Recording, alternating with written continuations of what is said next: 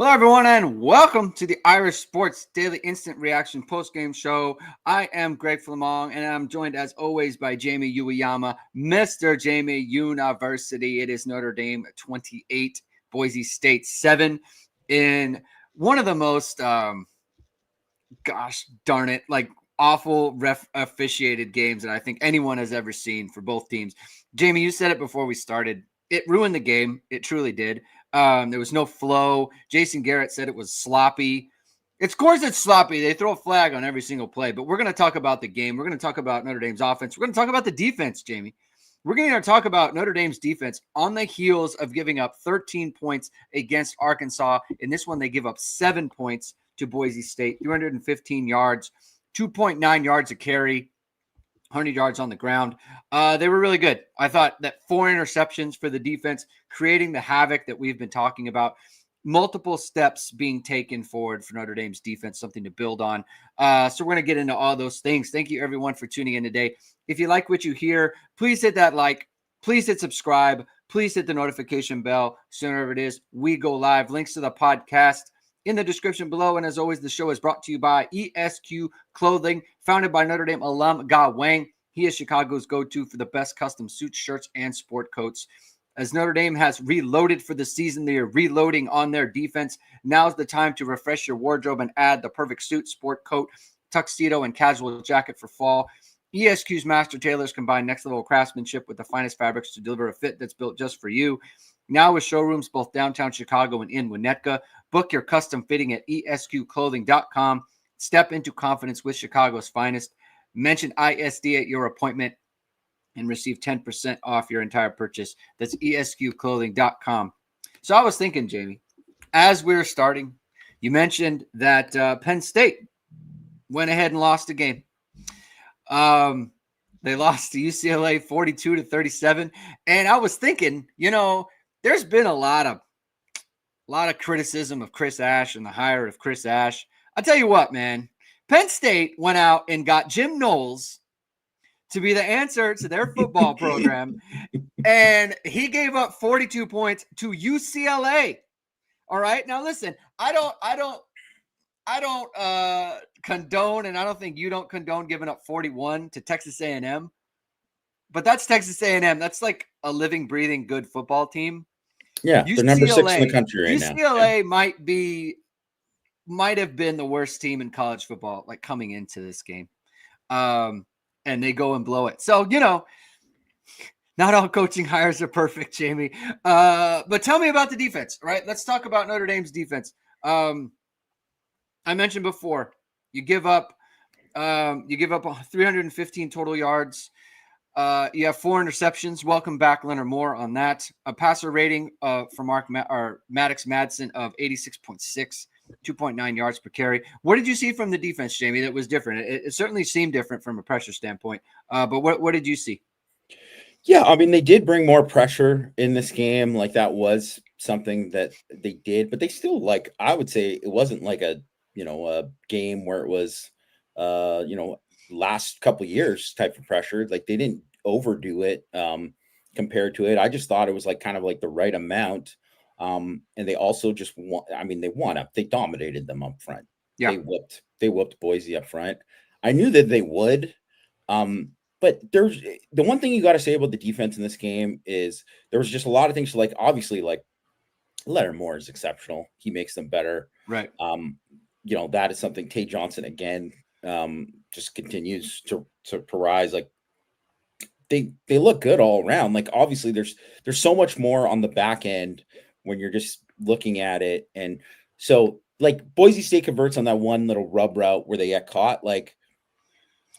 That was the biggest blown coverage of the night. Yeah. They got a couple. There were a couple rub routes on the outside there. Other than that, but and they weren't killer. Right. They tried to run a ton of stuff off that play action, the boot stuff, and nothing was there. That was something that I was kind of worried about in this game. I think going into it, because that's something that Boise State, they smoked Penn State on their play action stuff last year. That was something. And then if you look at, obviously, it's a different type of offense, but if you look at what when they played A&M and what they did with play action, they killed Notre Dame on play action. So I just think all that stuff, what you've seen like over the last couple of weeks is like, man, they've really cleaned up so much stuff on the back end. They played really well up front on just in general. Like, they had the 120-yard run where, guy bounced off a tackle, but they didn't have much more than that. Like, they were getting stuffed all game. Yeah, you want to see like maybe a couple more like tackles for loss in there, but like those guys are like running hard through contact just to get like 1 or 2 yards. For sure. Right? So, I mean, a lot of run stuffs. I felt like, and yeah, like you said, and by the way, Jamie, like that is also a product of the way that Notre Dame's using their linebackers too. So, like they're not shooting gaps. So, like if they're getting 1 to 2 yards, like they're not tackles for loss, but they are run stuffs and they are unsuccessful. They are failures for the offense on that front. We had talked about on Thursday what it looks like for Notre Dame for their linebackers to have good football games, right? And I think we kind of saw that, and they really engaged them in the passing game, in the blitz game. Jaden Osbury, 8 tackles. KVA, 8 tackles, half tackle or half of a sack for Jaden Osbury, or half of a sack for KVA, excuse me. 1 sack for Jaden Osbury, 1 sack for Drake Bowen. He had another 5 tackles. So the linebackers had big games in this one, and it was through the blitzing. Like I think they were able to move forward. They were able to be aggressive and attack the line of scrimmage, and then that kind of unlocks something in those players. Obviously, it's sorely needed. I feel really bad for Jalen Sneed. By the way, Jalen Sneed also credited with a sack in this game. I feel bad for him because he did have an interception. Yeah, that was called back on a penalty, which was erroneous. Hey man, Anye finally makes a play. He's been dying to make a play all year. He had not even been playing that good in this game, as we were kind of privately texting about. Right. And boy, did that guy ever need that play to happen. It was a totally clean hit. I didn't even think he put the extra mustard on it. It was just like a hit. He just fell forward. Like I don't understand how that's supposed to happen. I think the ref thought he hit him in the head.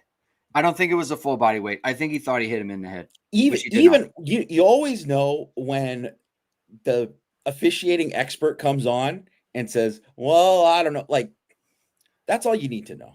Right. It was a bad call. Exactly. Bad call. Exactly. But one thing I want to point out for this game, because I think it's really important, because, CJ Carr, before we get into the offense, CJ Carr obviously did not have his greatest game. Like, he obviously missed some things. He was late on the deep ball on a couple of ones. Like he missed some stuff. He missed that wide open, touchdown. There were things that he missed. But but I think that's kind of going to be like the stinker game for him. Yeah. And so in that game where Notre Dame should have been up, they're up 14-7 at half. It should have been 28-7. But when you think about how it was, and there was a point where it was like, I mean, there were a lot of people out there tweeting, "Oh, Boise State up 7-6 in the second quarter against Notre Dame." Notre Dame's defense won the game. They absolutely won the game. You wouldn't have said that was going to be possible in any game this year based on what you saw early on. So I think that says a lot about where, the defense kind of like stepped up in a really huge way. And I'm not saying it's not exactly the way you want it to look, but they were great in this game. They were really, really good. Yeah. Want to send in the super chat, or thank you for the super chat from a stubborn Mick. It isn't perfect, but it is better. Credit to Ash and the staff for making adjustments. Credit where credit is due. Still needs to be better. But you know what? Like, I do think it needs to be better. Just that's kind of a general thing you could say after every game. I think we look at the defensive performance through the lens of what it was kind of against Texas A&M and Miami. That was a very good football game. I thought he called a good game. I thought he got him into the good looks. I thought that he was taking away things that Boise State wanted to do. Like even Boise State, like they figure, because here's the thing, Boise State has a good coaching staff. They are going to figure out how to do things. You're not just going to sit there and continue to stop them over and over again. Like they have a good operation over there. They figured out how to move the ball, and Notre Dame countered that, and they continued to send pressure. And I give Chris Ash credit because in every game, and especially at the beginning against Texas A&M and against Miami, he started with pressure and then he backed off it. He stopped bringing pressure because he just wanted to do the 4-man rush thing. And that led to movement for the opposing offense. He continued to bring pressure throughout the game. And we saw what that led to. And I think obviously too, like getting guys, and I'm obviously getting Leonard Moore back, but like Dallas Golden, another 6 catches. What was the deal with Devontae Smith? I didn't hear what they said. I know there was calf an update. Injury. He had a calf injury. That's what they said. Yeah. Okay. So that's not good, right? Like he's already had an injury. He had an ankle and now he's got a calf. To me, it's going to be the Dallas Golden show for a little bit at the nickel position, something Notre Dame's going to have to figure out going forward. But like you get Leonard Moore back, you get the linebackers engaged the way that that you need to. I thought in coverage, they were sound in coverage. Like the mistakes or the misses or the tackles that they had is Boise State kind of making a play on you, right? And so like that's what you want. If this game was played last year, I think it goes very much the same way in terms of havoc created with the linebackers on the blitz, 4 interceptions, the quarterback's running for his life all the way. I mean, how many sacks did they end up with? They could have ended up with, they got credited with 4 sacks. It could have been 8, Jamie. I mean, the way that Madsen was running around for his life, so many plays were ended where he's basically just throwing it away because of the pressure that was there. Like those don't count as sacks. They don't count as anything. And you can't even count on it being credited with a quarterback hurry because it's a stat that is unable to be kept accurately by people running the stats. I don't know why. Take the hurries out of the it's been a problem forever. It's like a weird thing. But so I thought to your point, I thought the defense did win the game for Notre Dame. And it was very similar to what we would have seen last year. If this game was played in a vacuum without knowing anything about what happened against A&M or Miami, I think we would have thought, yeah, that's Notre Dame's defense, and that's exactly what it looks like. I do want to talk about the officials real quick. It's unacceptable, and it can't happen at this level of football. Multiple. I thought the OPI on Raritan was bad. I thought the OPI on Boise State was bad. There were multiple holding calls on Boise State where I was like, I don't know, like that's kind of ticky-tacky to me. You get Tay Johnson for throwing the player out of bounds, fine. You don't call the next one. Then call the next one. They don't do that. The roughing the pass. They KVA touches the quarterback's helmet and they call roughing the passer on that. What was that? I've never seen roughing the passer I've never on a seen live that play, like on a non-sack. It's just unbelievable. That was incredible. Yeah. It was not even like, I want to say too, because I went back and rewound it because I was like, was that on? I'm like, to say that he brushed his helmet would be generous. That was a joke of a call. Yeah. But there were so many things like that in the game. And fair enough. There were some things. Obviously, there's going to be some penalties happening. There are penalties in every game. I get it. Obviously, like the pre-snap movement by Boise State, like, yeah, what are you going to not throw the flag? They have to call that stuff. Right. All that stuff. And yeah, I would say, and like Emil Wagner grabbing a face mask late in the game or something.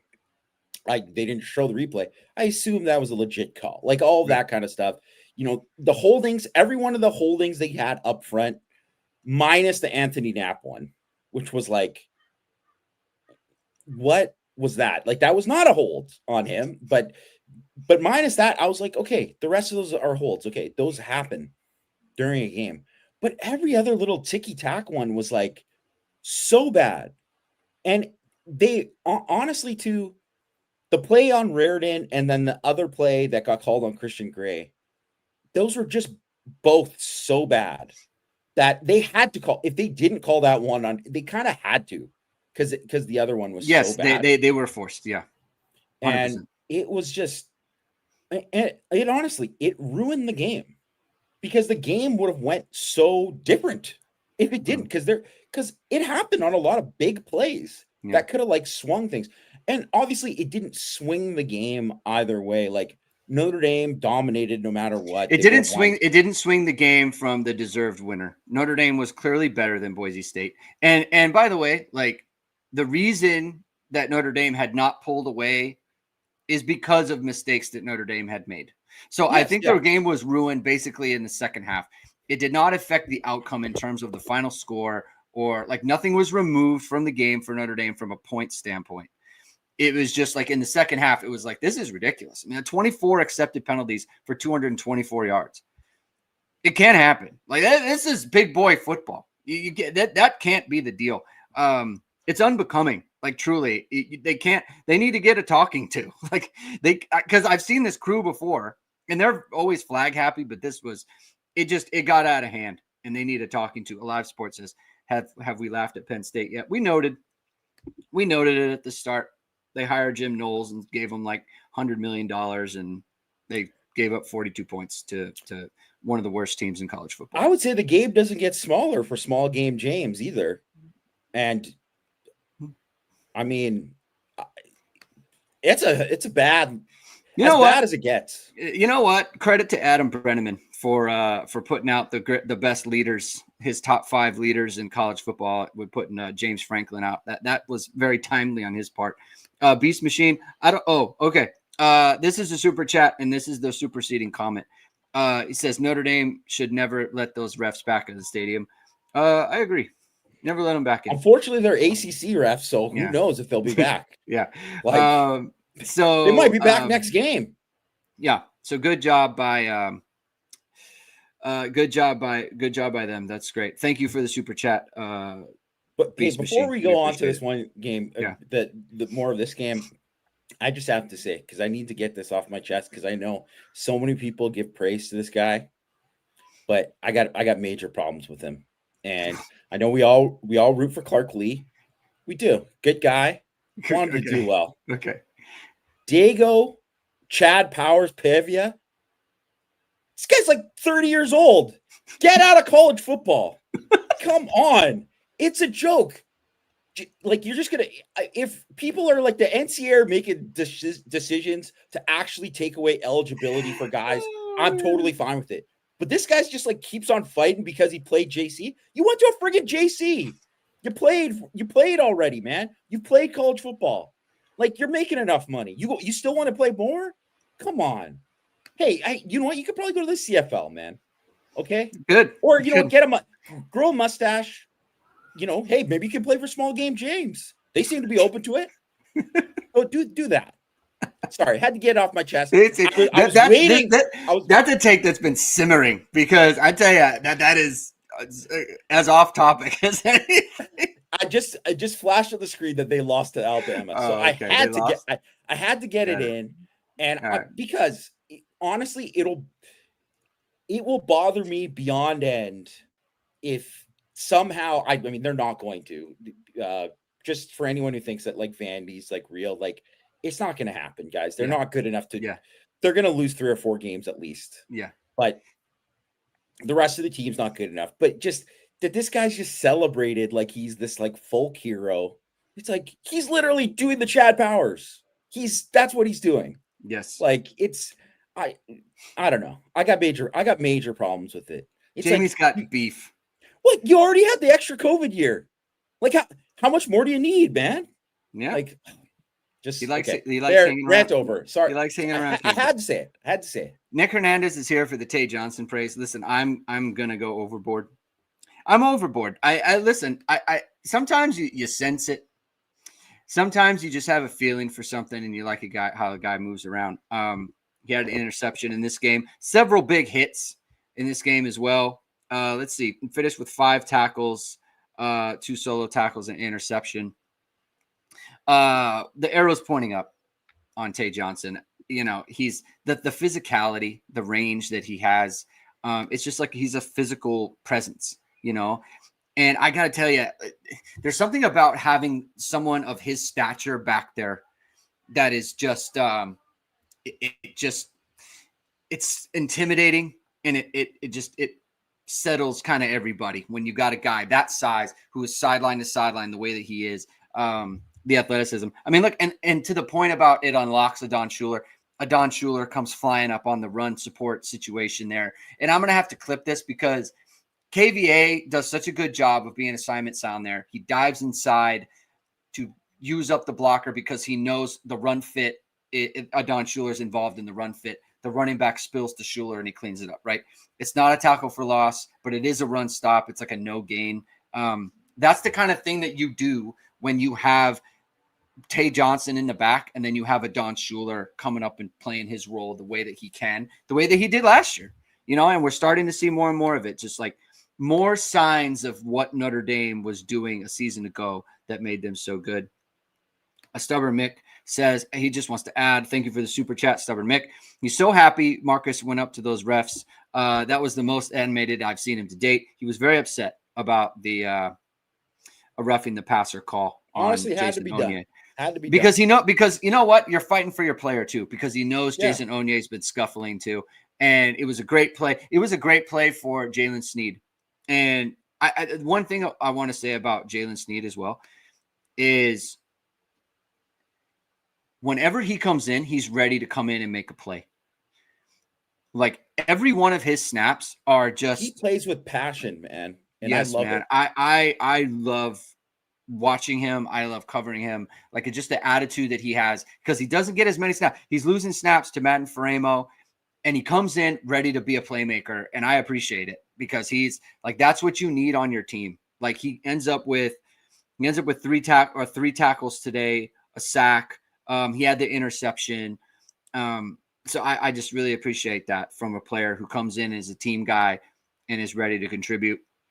Thank you for the super chat. Nicholas Laverio. Jay Johnson is the next X Watts. You can see him starting to play faster, just like X Watts development. He is doing things he does small things like X Watts used to do in 2022. Now, at the time, you couldn't predict that X Watts would become what he became, but he's trending in the direction of like he's doing all the little things. Let's jump back to offense real quick, Jamie. Jadarian Price, Jeremiah Love, 16 carries, 103 yards, and a touchdown. Jadarian Price, 8 carries, 83 yards, and a touchdown. So that's like 24 for 186 yards, 24 carries for 186 yards and 2 touchdowns for Notre Dame's lead backs. That's about 8.4 yards a carry. There's the conversation's been had. In your opinion, Jamie, let's put down a marker. Is Jadarian Price the better running back of the two players? I don't want to say if he was the better running back, but I think he probably earns equal touches. I think that's fair. Like I don't, and it's obviously because you can go back and look at, there's so many plays in this game too, like the 37-yard run that Love had, or there's so many plays too where Love is hit like at like 1 yard down the field and turns it into 9 yards. Like those are exceptional runs. Like he does that, and he does that all the time. And I'll say, like, it does seem like Price gets, when he's in the game, he's had a little bit more room. Like there's been some bigger gaps, like some bigger holes to run through with some of those big plays. But that run today was that was one of the best. It's an all-timer. It's an all-timer. I mean, it's like all the skills. Yeah. Like as Marv Albert used to say, the full repertoire, like speed, elusiveness, power. I mean, reminded me of Garrison Hurst. Remember that Garrison Hurst 90-something yard run? And this is way back in the day. With the Niners, not at. You're going Garrison Hurst Niners? It's not even Georgia. Garrison Hurst Niners. He had one because, and this is why, if people look it up, you'll see stunting on everybody. The absolute effort from the receivers down the field too. Yeah. Exceptional. And the blocking down the field by the receivers has just been amazing. I just want to give those guys credit, want to give, Mike Brown credit for what he's done with that group too. another thing you can say too, remember how like people were like, man, the drops, and they were like blaming it on Mike Brown last year. It's like, I mean, drops have not been a problem. Clontarf totally feels you on the Garrison Hurst, by the way. There you you go. spoke his language, so congrats to that. Yeah, not a lot of Mike Brown detractors recently, as Notre Dame gets. Those guys are balling. Well, I mean, they've got one of the best quarterbacks in recent memory to throw the ball, right? So that obviously helps, you know. I think Jadarian Price and Jeremiah Love are, I think, to put it in, since it's the baseball playoffs, to put it into baseball terms, I think Jeremiah Love is playing great, right? He's playing fine. Jadarian Price is just seeing the ball right now in the way that, like, he's just, every time he comes up to bat, it's like he's hitting a home run every time he comes. Like, you know how these guys go on heaters? You know, it's like, oh, it's the playoffs and he's played 4 games and he has 8 home runs, and it's like that. That's where Jadarian Price is. It just seems like every time he sees the ball, he sees the hole perfectly. He makes the cut exactly when he needs to. He's able to leverage the defense exactly like he should. So he's just seeing it right now. And I don't think it has anything to do with Jeremiah Love. I think it's just he's on a heater. And to your point, like, it's kind of not okay for someone like Jadarian Price and where he's at to have 1 carry in the first half like he did. Because that's what he was. It started the second half. Yeah. Oh, yeah. And then they fed him, obviously. And they probably knew, like, hey, we got to get this guy the ball. But, like, you have 13 carries in the first half for Jeremiah Love and 1 for Jadarian Price. Like, that's kind of not okay, right? Yeah, agreed. So, you know, but look, it's a game. They got through it, and they eventually got him the ball, and he ended up sealing the game for them. So, you know, I don't want to go too crazy about it, but to the point, it's something that should not happen, and cannot really happen. What do you think about the I guess I'll call it the Wildcat thing? Do you have a problem with Notre Dame running it? If you're gonna run it like that, I do have a problem with that. And somebody, God, I forgot who did, but somebody tweeted us right after it happened, and we're like, talk about this in the post-game show. Yeah, like, but by the way, they showed this in practice. They did this. They did rep this. So I knew it was in the bag, but please continue. Yeah, like, I don't have a problem. I have a problem with it because you're actually asking Carr to be a blocker in that sense, and that is just dumb. Like, you don't need him to be a blocker, an extra man in there. At least with the other Wildcat, you take him out and you take somebody out of the box. Yeah. And if you're not going to do that, then right. When they motion him out, it affects how they're lined up. Correct. And I actually don't even really know the whole, like, hey, you know, we're going to shift to it, then all of a sudden snap it. Like, I don't really understand that either. That you're better off just doing the direct snap to Love, because then it's a real surprise, right? Like that.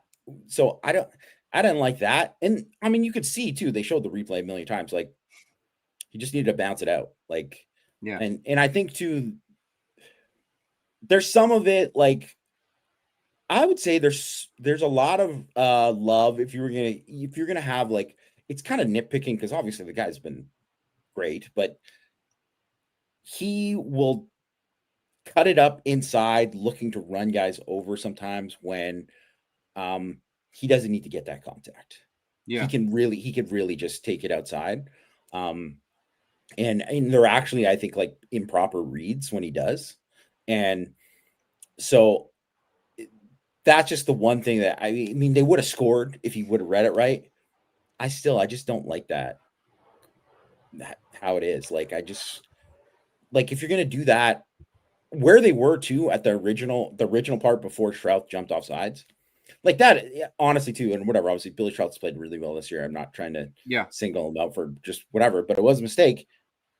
Like, that's a huge mistake because they would have scored, like, with that many chances from there if they didn't get that 5-yard penalty before. Yeah. So it's interesting about the Wildcat leprechaun, whatever you want to call it. Because just discussing it in terms of strategy and in terms of how it's set up schematically, I don't like the use of Carr the way that they are doing it. Ironically, the 2 times that it has been stuffed, it is not because of CJ Carr in the way that they're lining up with him. It's because because Jeremiah Love read it wrong twice. So in principle, I don't like it, but it also, if I'm Mike Denbrock, I'm thinking, well, it's not that. It's because I need the running back to bounce it. All right. Like you do, because even if they just hand it to Jeremiah Love there, he does need to read it right. So I don't, I don't like using Carr that way. Like, why are you faking it to him? Right. Like who is that fooling? It's fooling nobody.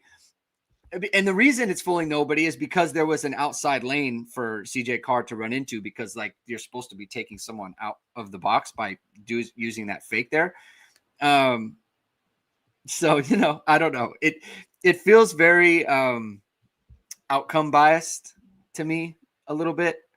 Like if Jeremiah Love just reads it right. Because like every time when I did the breakdown for the Texas A&M game and I did it for the website, like if they just execute it right, it's there, So that's kind of the deal for this game. So let's look at the wide receivers real quick. Jordan Faison, 6 catches, 83 yards, 6 of 7 targets. Malachi Fields, 4 for 44, 5 targets. He also had a pass interference penalty that doesn't get factored in, but it does matter. Will Pauling, 2 catches for 43. He could have had 5 catches for whatever and 3 touchdowns in this one. Yeah. So that they Great had something catch. there. Yeah. Great touchdown catch. He had another slot fade. Obviously, the one in the middle of the field where he's running wide open, which it's just an unacceptable pass. I mean, it just is. Like it can't. I wonder what even happened on that. You know what's weird? It was so weird. Here's a theory. Okay, they had just run him twice. He had the long 28-yard run, and then he had the run before that. I wonder if he was like tired. It's possible. It's just a little bit, because that was an off throw. I mean, it was not even. I mean, it was almost like he fanned on it. Like it was like, oh wow, he just yeah. So I don't know. It was like It was shocking to see that, because it was an absolute layup. Yes. Couldn't have been easier. Would have been probably his easiest throw of the day, to be honest. Yeah. But I mean, and that's what we're talking about too, right? Like this was the bad game. Bad CJ Carr, 15 to 23, 189, 2 touchdowns. Yeah, like he was still pretty good in the game, and he missed some things. Left the deep ball short a couple times. Yeah. I thought he probably could have let it go a little bit earlier on some of those. Those were big. I think Faison has just been so exceptional. Mm-hmm. He has been so good. Like, man, just what a beast after the catch. Just he finishes. Like, so now on the season, he's got, 25 catches, 20 first downs. That's insane. Like that, to have that amount of finish. And it's not like you're throwing it like, he's catching it on 3rd and 4 and he's getting a 6-yard gain. Like a lot of times he's like fighting through where he's getting hit like, at 7 yards and gaining 12 or something. Right. And there's so much of that. Even the last one wasn't a first down, but it was like incredible. He got like 18 yards on that screen. Like, basically gave him a chance to kind of pin it. And if it was a different circumstance, it would have gave him a chance to maybe go for it if they wanted to. Mm-hmm.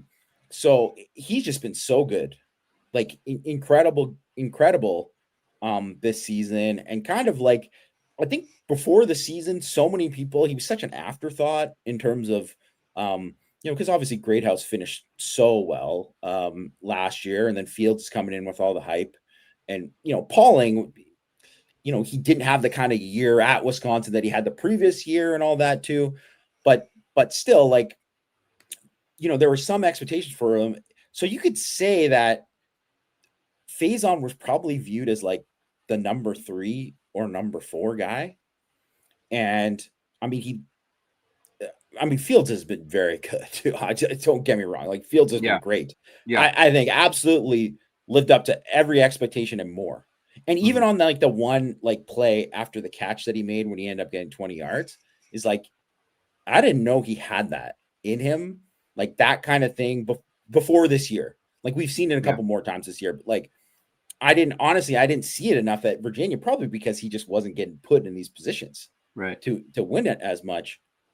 So I've been completely impressed with him, obviously, but Faison is just, I mean, I have a tough time saying that he's not Notre Dame's best receiver right now. Do you think people couldn't, he was kind of an afterthought because he played the field, and the field has not been a prime receiver position in terms of targets for Notre Dame's offense? I mean, even Sam Hartman didn't really utilize the field that much. Like he was very inside. He was very slot based. I remember talking about that. Like, Mitchell Evans had like a big season. Jaden Greathouse when Jaden Greathouse was healthy, I mean, that was a big wide receiver year, people getting hurt and stuff. But like tight ends, inside receivers, slot guys, Jordan Faison was doing his work in the slot in 2023. CJ Carr can utilize the field. And like, I don't think that we could envision how a field wide receiver could effectively be used. I mean, there's so much free access that is there for the taking, but like Notre Dame quarterbacks just couldn't get the ball out there. Or they wouldn't want to get the ball out there. Or they didn't trust them to get the ball. You got to have the arm. You got to trust them to have the arm to call that as like your number one read. You have to, that guy actually has to make it. Like I remember whenever Riley Leonard made a throw to the field, they were like, "Whoa, you see, he can make that throw." And it's like, well, nah, he really can't, because they would do it more if they really thought that they trusted him. And they obviously have a different kind of trust with Carr when it comes to that. And then I think too, like everything that Faison has done is he's like earned the trust to be like, hey, it's second and long here. It's like, well, guess what? We're just going to take this free access, and then we're probably going to get a first down out of it, right? Because it's there. So, and eventually, what's going to happen is, he scored the one on the double move. I can't remember that was against Purdue, right? He scored that one in the double move against Purdue. That's setting it all up. He's going to score more of that's going to happen, because teams are just going to, you can already see guys are cheating it, but it's just like, they're so precise on that. And he's so strong that it's really like made a huge difference. Like he's just been fantastic. And I really just think like the receivers in general have been really good. And I mean, and also just kind of transition it to like, this was an outstanding game by the offensive line and the backs in pass protection, both Price and Love. They blitzed a ton. That's what it hurts, like missing Pauling on that touchdown, because that was an exquisite blitz pickup by Jeremiah Love. So good. He had back-to-back ones. And also it hurts because Carr checked him into that protection. It did a great job. Like Carr had back-to-back plays where he checked into like the right. So that's one thing too that you're seeing. You're like, oh, Carr is doing some of that, and you're like, that is exciting. And to me, like that's just like, oh wow, like they're just gonna keep building this stuff. And they were so on top of everything. There wasn't anything that Boise State ran that it looked like Notre Dame wasn't prepared for. Yeah. And they got some, TFLs in the run game, but it's like, of course they were going to, because that's what they did. They sold out to try to get those, right? Like they're bringing two DBs off the edge to try to get a tackle for loss. Like, and that's also part of why, like, if you do that, like, you can give up those long home runs too. And so I thought that just throughout the whole game, you looked at it, they're a team that, they get a ton of sacks. That's their thing. Like they had 0 sacks in this game. They led the nation in sacks last year. They're 4th in sack rate going into this game. They got 0 sacks of the game. And some of it was, Carr escaping, but it wasn't like he was escaping when it was like he had a long time to go. Like, it's just, oh, no one's open, so now I can escape. It wasn't, it wasn't him just like, oh man, there's a guy in my face and I had to do that. So I thought they did an exceptional job with that. And I'll say too that even if you look at like, you mentioned the part about Madsen, and he was running around and they could have had more sacks, and obviously he threw the ball away a ton too. He's only sacked 3 times this whole season, the first 4 games, right? They sacked him 4 times, could have been more. And really that's like one of the things that he's so good at. He's like avoiding those sacks. And I thought they did a really, really, like, obviously a good job getting him on the ground, but just like they pressured him. They were so good. That backside end is such a good job on boot all game. It was awesome. Yeah. You were talking about, taking advantage of the free access throws earlier. There's no access better than free access. You should check out the access that's free to the H2 pickleball facility that's in Mishawaka, Jamie. And if you don't know what I'm talking about, H2 pickleball, founded by Notre Dame alum Todd Hill, is teaming with fellow alums Jack Gibbs and Will Howells, who's a top 10 pickleball pro, to bring Notre Dame fans to the Notre Dame Pickleball Crew League. Besides football, what better way to connect and engage Notre Dame fans than through pickleball? And here's the thing: free access, membership's free. Members, they'll have access to special pickleball events and discounts. So we're talking about free access. There you go. The next event will be at Will Howells Pickleball Clinic on the Friday before the Syracuse game. Members will also get discounted tickets to that Syracuse game, which is, of course, the final home game of the season. You can contact Todd at h2pickleball.com or reach him at 574-339-5195 to join the league. Be sure to visit the H2 Pickleball facility in Mishawaka when you are in town. H2 Pickleball is located at 55801 Evergreen Plaza Drive in Mishawaka, Indiana. Marcus Freeman was talking about Tay Johnson and how he's earned a starting position. And so it's just like it was something that he earned, right? And we've kind of always talked about how you can play your way, you can make them play you, and you can play your way into the lineup. And Tay Johnson is a good example of that. Wanted to highlight, kind of his performance on Noah Burnett. He kicked on Tuesday and he was sore. He tried in pregame and he was a no-go. Injury did factor into some 4th down decisions today. So he was sore on his hip. He's had that hip injury for a little bit. So that's something to monitor going forward. They very clearly, it was 4th down, right? The Will Pauling play where they missed him. It's on the 28-yard line, right? So that's a 45-yard field goal. Normally you're kicking a field goal there, right? Like a 45-yard field goal is something that you're looking for. So just wanted to update everyone on that situation. Joel Easton says, was Tay or was he not the best tackler on the team? He's a pretty good tackler. He's a good tackler. For someone who hasn't been, I don't care whether he's a good best tackler or not. He's a good tackler, right? And he's only been starting for a little bit amount of time. So he just barely played defense in high school football, that's what makes it even more. Obviously, it helps when you're a great athlete, because if you have the speed and and you're taught properly and you play the right technique and all that, that changes everything. I think there's so much of when you see poor safety play, and when you talk about, and you can speak on this even better than me, Greg, but when I watch safeties and when I think of this guy's a bad tackler, 90% of the time for me, it's because that guy is not fast enough. It's he thinks he can get that angle, but he can't get that angle.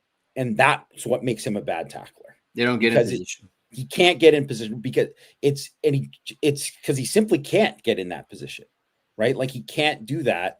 And then and then maybe in some games it will be different, but against a team, a back with a different kind of speed, or a receiver with a different kind of speed, it changes. And that's why you see missed tackles by some of these guys. But that's what I think is the thing, is he has that speed, but it's like for him to be able to like break down, you don't see him like play wild. Like he plays with a passion, which is great to see, but you don't see him play wild in a way like, wow, he's out of control, like the way he's attacking. Do you think this defense has turned the corner? I don't know. I mean, it's tough to say because I think we're gonna see like NC State has a better offense than these guys. Like that's something I think, that's. But I also think like NC State, that's an not much better than Arkansas though. No, they're not. USC is the only team that I would say is like, yeah, that's better than Arkansas on the rest of Notre Dame's schedule. But I just want to see it, kind of like if they do it for like a month straight, like if they do it in these next 2 games, against NC State and USC, then I'll say, yeah, I'll be like, okay,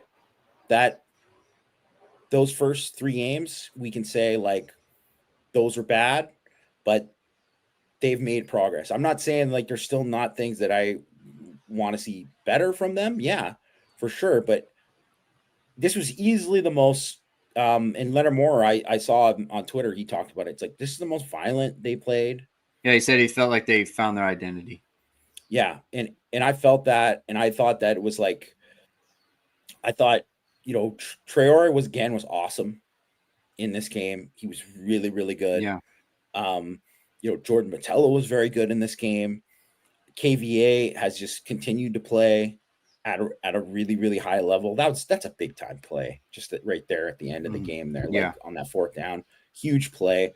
But that, and I would just even say too, like it's so big to get like, KVA, he got, he had 1.5 havoc plays. Osbury hadn't had havoc play, gets the sack there at the end. Bowen, he gets in like basically 2 half a sacks, right? That's what he ended up getting in the game, but he hadn't had havoc. Sneed got the sack, should have had the pick too. Yeah. Like that's exactly what you kind of want to see from those guys, right? And I think too, like if you're just looking at just like total pressure and stuff like this game too, like I thought this was a better game for Bryce Young where he won a lot. He won a lot. I thought it just in general, they won a lot. Like even those plays, like it doesn't go on the stat sheet that Jared Dawson just destroyed the center on that one play where he gets tackled. But like, I mean, it shows up on film, right? And you see that, right? And it doesn't go in the stat sheet with Anye, but he won like that. And sometimes I think there's so much, not just sometimes, I actually think it's a real thing. And I think it's a thing with every position, but I just know personally as a D lineman, it's like, sometimes when you feel like, man, I'm stuck, I'm like, I can't, I throw a move here, it doesn't work. What I'm regularly working on, like, I just can't get off on the ball like it. And then something clicks and then you just take off. And I think you're starting to see that with like Traore right now. And you're starting to see it a little bit more with Botelho and you're starting to see it more with those guys, but it's like, which is great because that's exactly what they need, like from those guys going forward. You're seeing with Bryce Young too, but it's just like, that is just going to, if it keeps going, which is kind of what I expected with Bryce Young, to be honest. A lot of people thought he was going to dominate right away. I was like, he's going to probably show good flashes, and he's clearly so much better than he was last year. He's a much better player. He's just not a super duper star that people want him to be yet, but I think it's coming. I think it's coming for him. You remember when we talked about after Purdue, we had said there's something that happened in that second half. And people are referencing it in the chat. Vamos Irish says, what are the odds Freeman took away play calling from Ash during the Purdue halftime? So I don't think I know for a fact he didn't take away play calling. But there was something that happened in that second half after not even the halftime, like the true halftime, because they had that touchdown drive.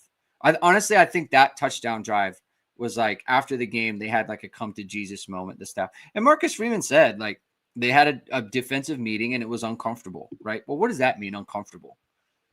Right? Like, obviously, there's some harsh truths going on with the staff, right? And I do think whatever it was, I don't know, but there was something that happened in that second half to where it's like, hey, that was different. That second half was different. And then the whole Arkansas game, and now this entire game, like it's been now 10 quarters of good. Much better. We're talking about in the last 10 quarters, they've given up 3 touchdowns on defense. It's pretty good. It's pretty good. Like that is in line with what you want. And I think today's game specifically is like what you would kind of expect from what this defense is, right? It's like they're scrappy up front on the interior, which they were. The linebackers were aggressive and fast. They are locked down in the secondary, playing man-to-man defense. You know, Leonard Moore's getting interceptions. Christian Gray is barely missing pick sixes, right? Like you got to there's 4 interceptions called, and then there's one that's not given to Jalen Sneed, right? Like, yeah, I think they have found something.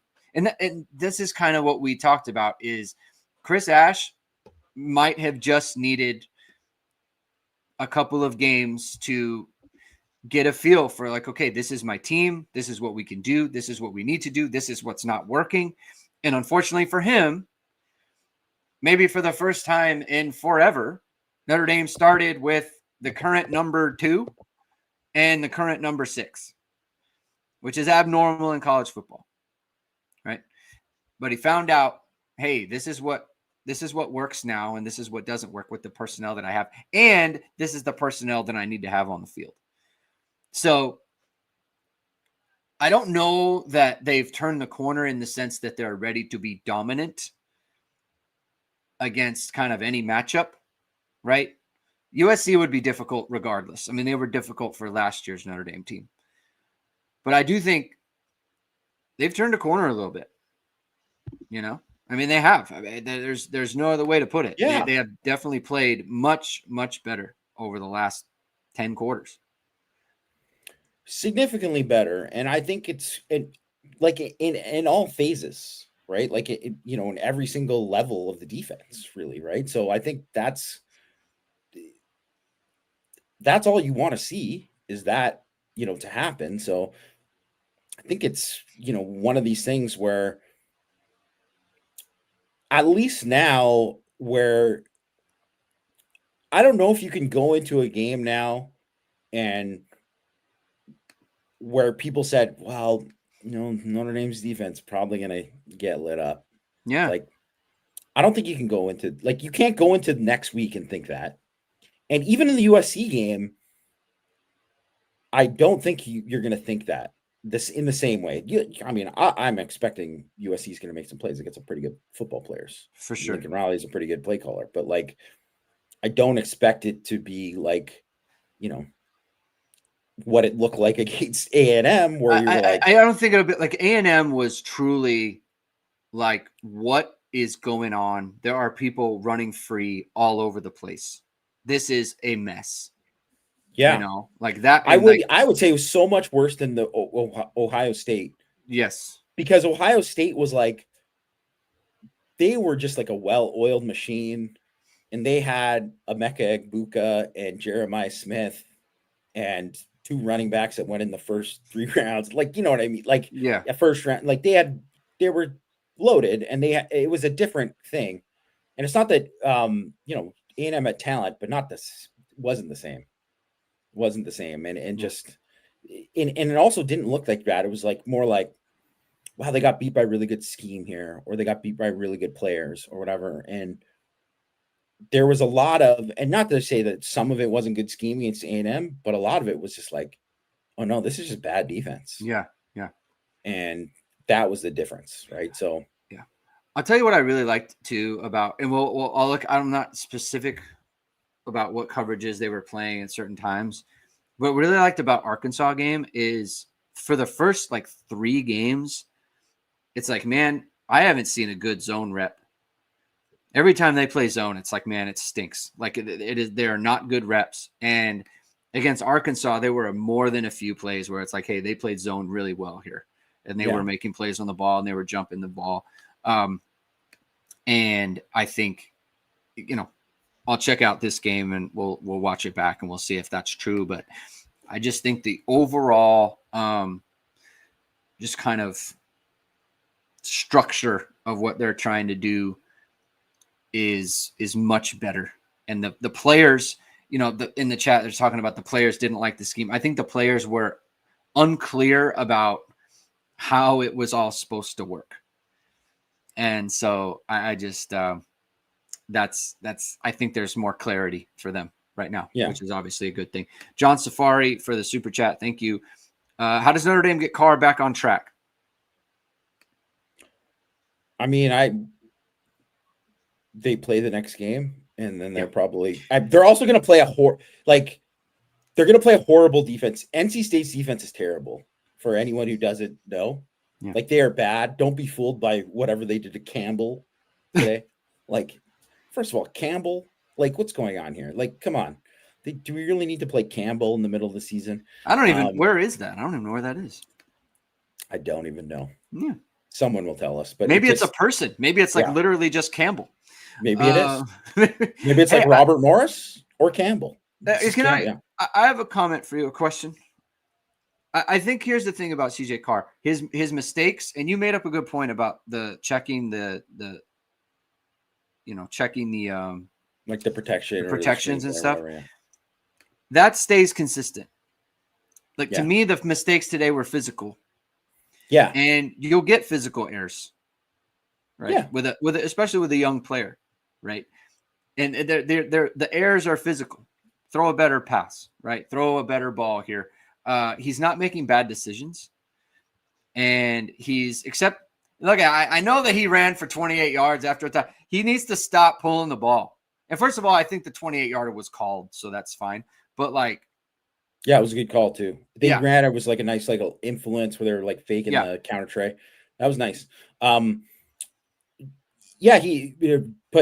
John was the one who said sent the super chat, and he's saying he's underthrowing people, y'all. I can't say y'all. It doesn't sound right coming out of me. But he's underthrowing people, but I don't think it's been a serious issue. If you look at the previous game, he was overthrowing guys. Yeah. So it's not it's he doesn't have the arm for it or whatever. It's just, I would say on some of them, I think some of the times I would say if you're going to fix them, you'd say, I don't know if you need to take this deep ball right now. Yeah. But then again, he throws that ball to Pauling on the touchdown. When he makes a throw like that, you're okay, throw it, Yeah. So I think it's tough. Or even the one to Fields that, he caught, but he was out of bounds or whatever. Is that a bad play? No. Right. Should he make a better throw? Do you want to see him drop more dimes? Obviously Purdue, he dropped the two, insane dimes. Right. Yeah. Yeah. You want to see him do that more, but I don't think it's the kind of issue where it could have been just as simple as, you said, you know what? He was just didn't have his wind under him, and he missed it because it was a weird miss. It was a really weird miss. And the Gilbert one, was just I think if you look at it, I would say you held the ball too long. Held it too long, and he's leaning back when he throws it. Yeah. It was all arm. So, look, the thing is fix him. Then that's what, that's a Gino Guidugli issue on some of these. He's making the right decisions, in my opinion. So you just gotta hope that your talented quarterback throws better passes, on deep balls specifically. But they're there, and that's a good thing. Anything before we wrap up, Jamie? No, the last thing I'll just say is that I think the weirdness of the game shouldn't take away from really the fact that the defense played a really, really strong game. Yes. And it was one of these games where they kind of had to rely on the defense. Yeah. And it was, really, really good. And I'll say too, the one thing, because this is the thing, you can give up some stuff in the running game.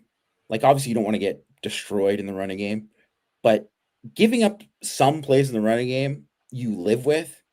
Giving up big plays in the passing game loses you games. Yes. And that's just what it is. And like, I've watched Maddox Madsen. I thought like the fawning over him of how gritty he was and stuff with like moxie and stuff was a little much, especially because he's a guy who has been kind of lucky. Like, he throws the ball to the other team. The other team just drops it a lot.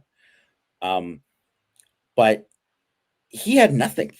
There was nothing open for him to throw to in this game until like the end of the game when they were like, okay, dink and dunk down the field and that. And then when they like and that was another thing I would say, they got over midfield and it was like, okay, well, now's the time we change. And now's the time that we play this way. Cause that's what you do. That's calling the game like that. So I really liked what they did there. And I was really encouraged and, like what I saw. You got it. Like, Notre Dame won a game with their defense, and it's important to be able to do that. The game never got to the point where it was like panic mode because the defense made it happen, and that we couldn't say that earlier in the year for sure. Right. So good job by the staff. Like, you got to give Chris Ash credit for that. The coaches, right? Al Washington, Max Bulla, and Mike Mickens, they figured it out. And so they got to continue to push forward as they have. We can end it there. Thank you, everyone, for tuning in. If you like what you heard today, hit that like, hit subscribe, hit the notification bell. So whatever it is, we go live. I'll be back tomorrow morning, 11 a.m. Eastern time from our morning after recap show. We'll be back on Monday for Power Hour and then on Tuesday for Hit and Hustle. Have a good rest of your day, everyone. Enjoy the football games. We will talk to you tomorrow morning. Keep hitting and hustling.